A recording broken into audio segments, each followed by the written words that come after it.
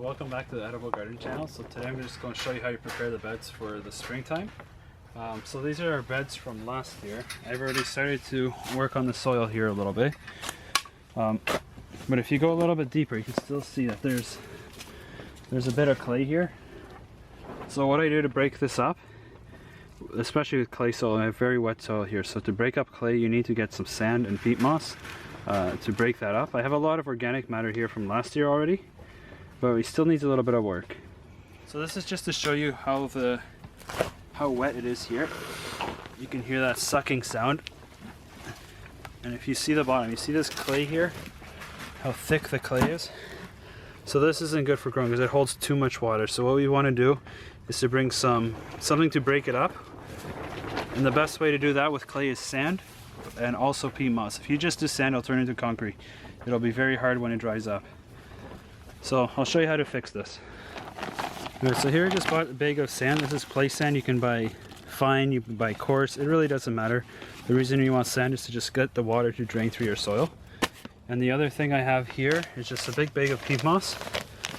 And peat moss is great at drying out the soil and also breaking up the clay. Because what happens is the little chunks of clay stick to it and then it just breaks it up into smaller pieces so the water can drain better.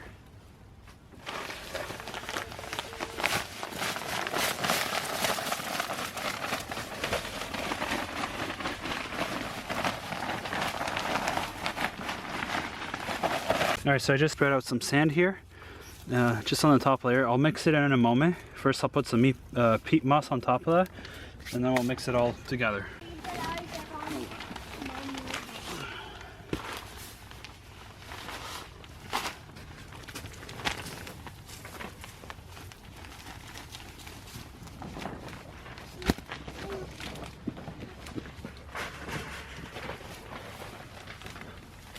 Now that the sand and the peat moss are on the ground, now we're just going to flip it over, mix it in with everything that's already there.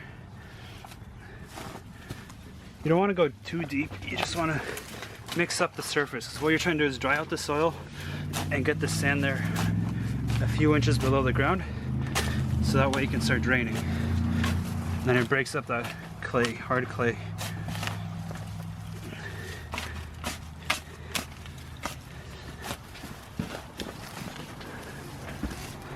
I'll probably add a little bit more peat moss here, and a little bit more sand.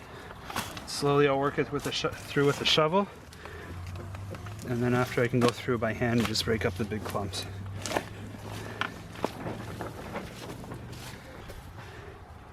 So I've been working on the soil for a bit, but if you can see, when you grab your soil and you squeeze it, it still stays together. It should fall apart. It should fall apart very easily.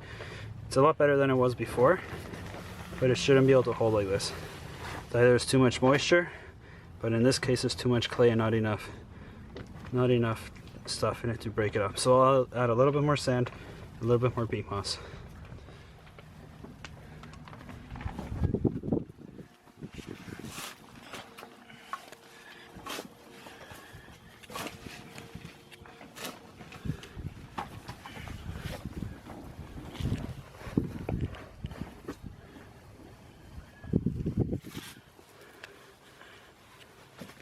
So if I squeeze it now, it should be a little better. See how it doesn't stay together? It just kind of crumbles in your hand. It's just falling apart a lot better. So that means this part is pretty good. This would be enough. You can always add more if you want, but this is good enough for planting. So last year we had really hard clay here. It was really wet. You can see a few chunks of it left over. But this year, it's already gone a lot better because of the mulch I put in last year. And now with these amendments, it's ready for planting.